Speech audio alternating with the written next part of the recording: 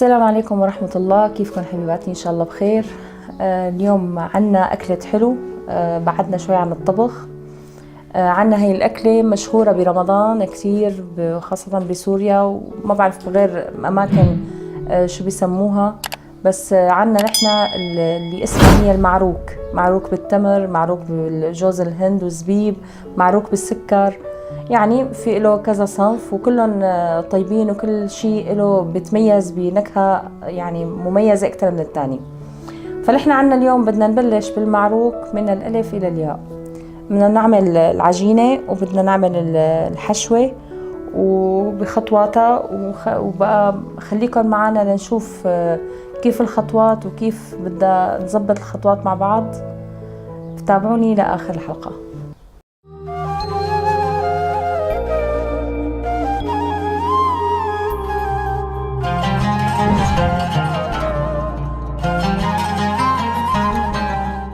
ورجعت لكم هلا من جديد. انا عندي هون المكونات. عندي تقريبا كيلو طحين، طبعا الطحين متعدد الاستعمال. عندي بيضتين، عندي معلقه كبيره بيكنج بودر، نص معلقه صغيره ملح، الخلطه انا الظرف صرف خميره مع معلقه كبيره خل، خلطهم مع بعض.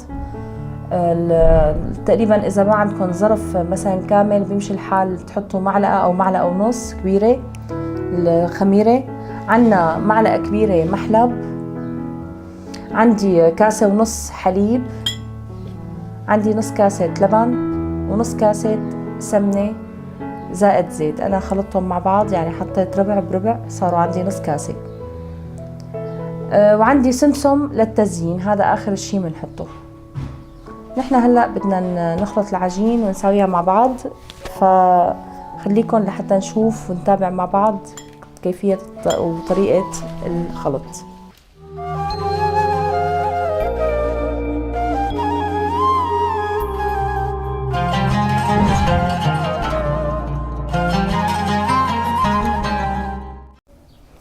هلا انا عندي بدي اخلط العجينة. أول شي بنحط النواشف،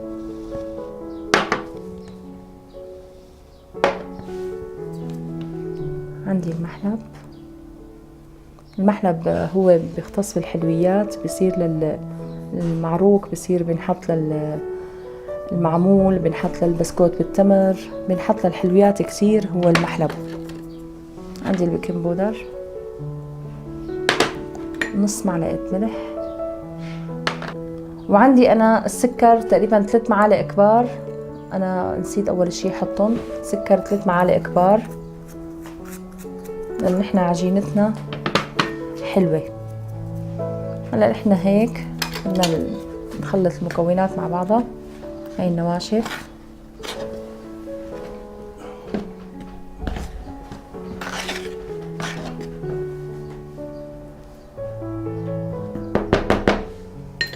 هلا بدي احط البيض،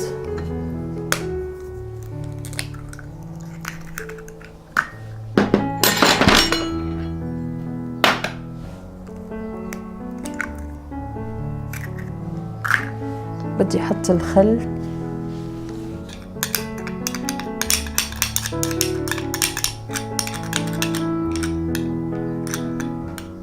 طبعا الخل بيعطيها هشاشة كتير حلوة للعجينة، بيعطيها وضع اسفنجي يعني. بدنا نحط الحليب كاسة ونص،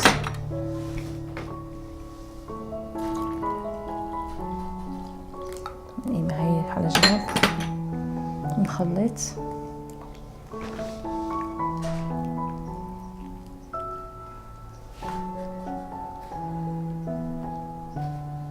طبعا عجينة المعروك بدها تخمير، يعني إذا بدنا نعمل المعروك بدنا نعملها من الصبح عشان تتخمر معانا. احنا بهالطريقة لازم نحط السمنة.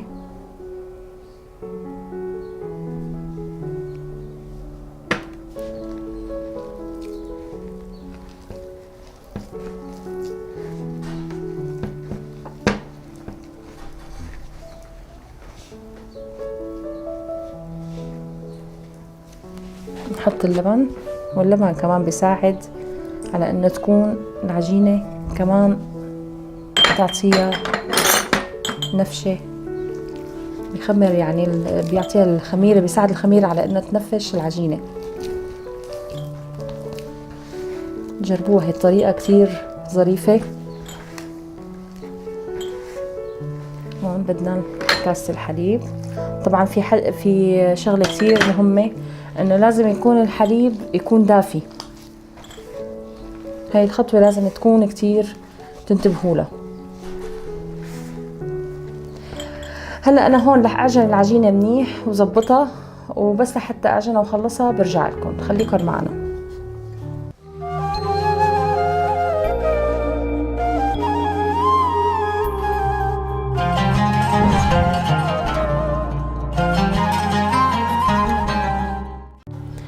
انا عندي هون انعجنت العجينة. انا هلا بدي قيمة، حتى هي العجينة شوي يعني بتلزق شوي صغيرة على الايد، لانه نحن هلا بالتخمير بتزبط. انا هلا بدي احطها لحتى اخمرها.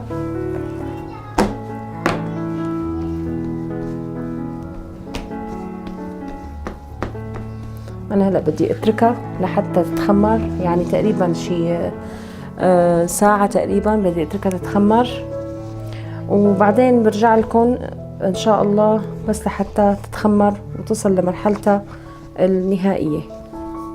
خليكم معنا.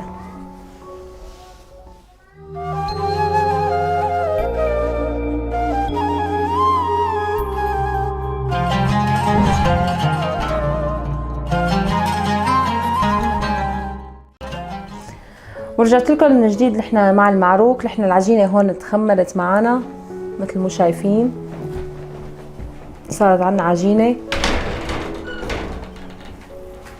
مثل ما شايفين تخمرت 100%. عندي انا هون الحشوة اللي بدي استخدمها بالمعروك، عندي زبيب وجوز هند، حاطة معه شوية سكر كرمال انه الجوز الهند بيبقى درع شوي، انا حطيت معه سكر مشان يعدل حلاوته. طبعا قدر معلقة بس اللي حطيتها. وعندي هون التمر اللي هو العجوة، ما في يعني تمر بلا بذر. العجوة انا طاحنته بالخلاط، حاطط له تقريبا نص معلقة صغيرة قرفة، 3 معالق سمنة لحتى اعطيني هالقوام هي، لحتى يعاونني بالشغل. وعندي سكر سادة ما في شي. وعندي هون صفار بيضة والمي، صفار بيضة ومي هي للوش، وقت نخلص منهم نحط السمسم وصفار البيضة. فخليكم معنا لحتى نبلش شغل مع بعض.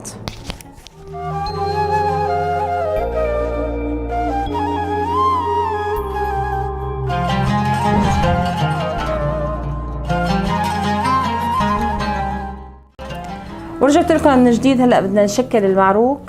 نحن مثل ما شايفين عنا العجينة هون قوامها ممتاز.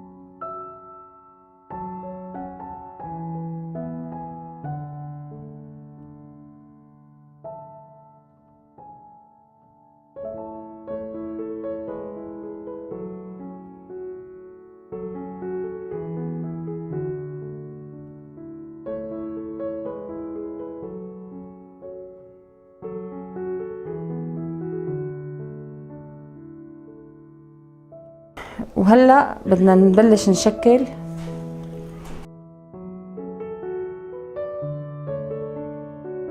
نحن بدنا نشكل الموديل المتعارف عليه بالمعروك.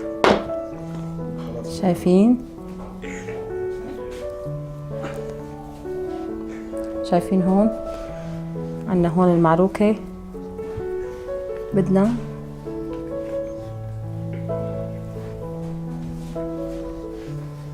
طريقتها سهلة وما فيها تعقيد أبدا.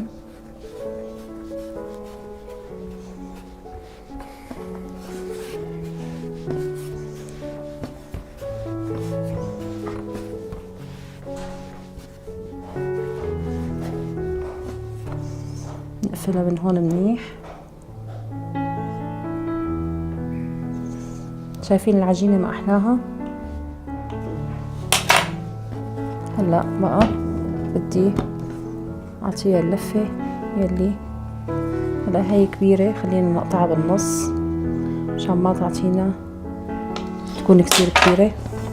خلي معروكاتنا صغار.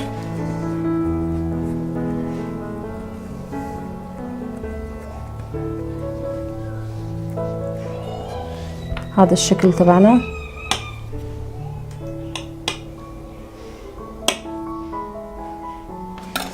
نحن هلا هي بدنا نحطها بالصينية يلي مدهونة سمنة، وبدي اتركها تقريبا نص ساعة لحتى تخمر وتكبر شوي، وبرجع بحطها بالفرن. هلا هي اول شكل عملناه بالنسبة للعجوة. نساوي الثانية.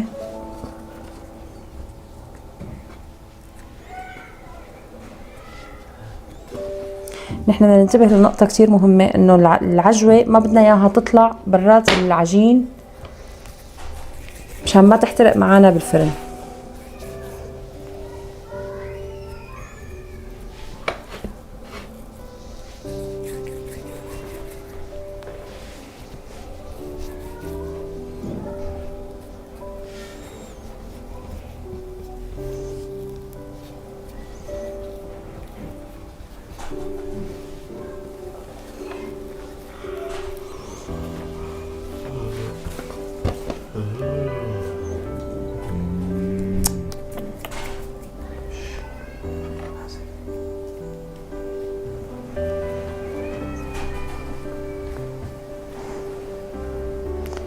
نقفلها منيح، بعدين ننطها شوي تكون متساوية كلها مع بعضها.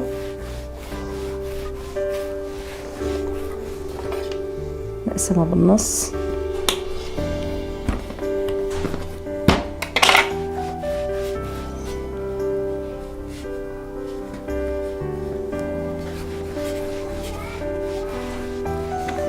احنا هلا عنا هون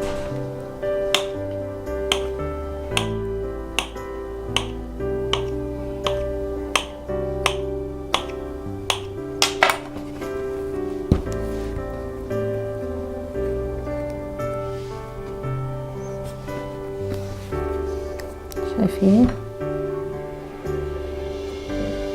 هلا هذا الشكل المتعارف عليه بالنسبة لمعروك البتمر.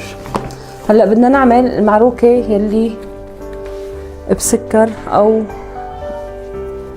بجوز الهند والزبيب.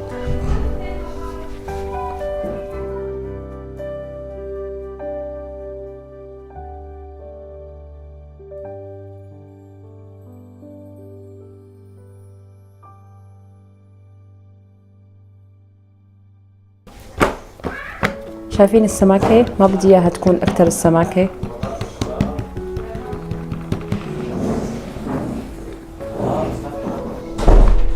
معجنة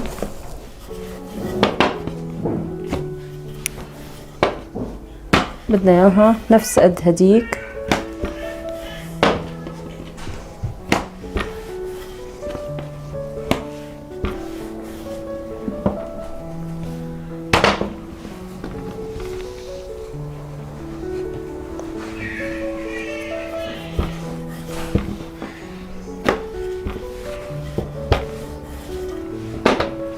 طبعا بدنا اياها ما تكون رقيقة.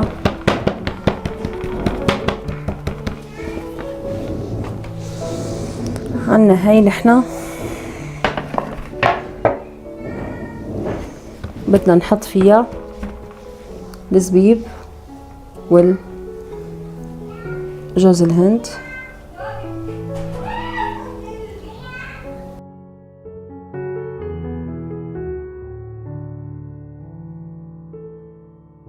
انا عندي هون حطيت الزبيب ضغطه هيك، وجوز الهند حاطه معه طبعا سكر، وهي بدي احطها فوقه.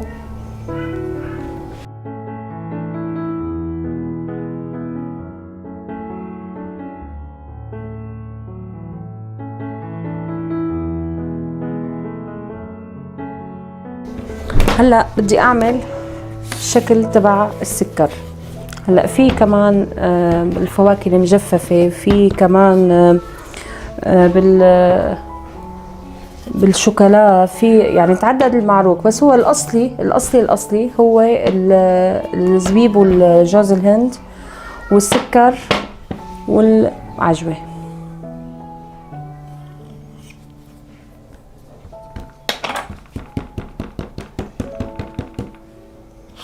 عندي السكر،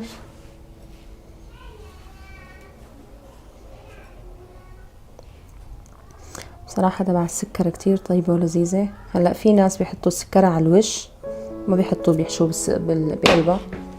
انا بحب نكهتها بالسكر المحشي بقلبها اكتر. نقفل الاطراف،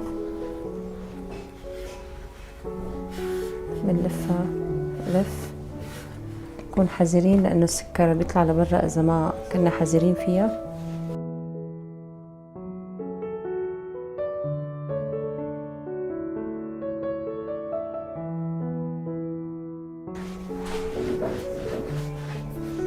شايفين بدنا ندقق هذا شكل السكر.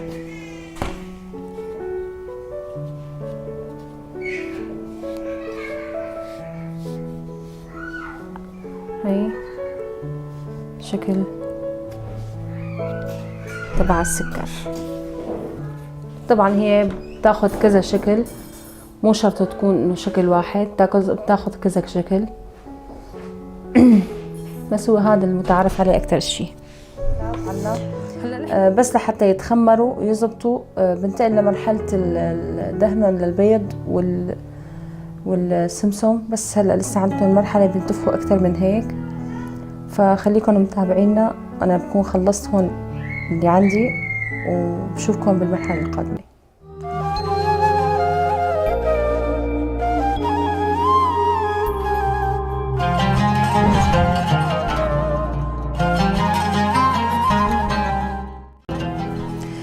ورجعت لكم من جديد. انا هون خلصت المعروكات كلهم. انا هون هلا بدي ادهن وشهم مثل ما ذكرت بالسابق، صفار بيضة ومي تعطيني اللون الذهبي الحلو.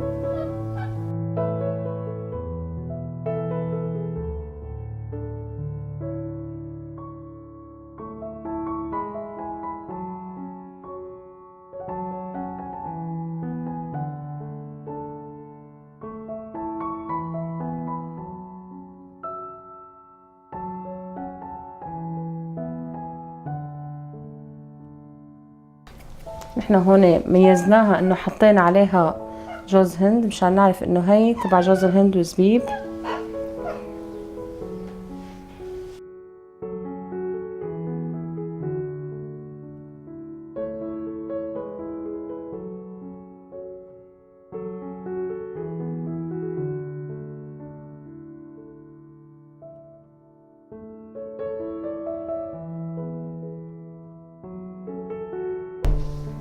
منظرهم جدا شهي.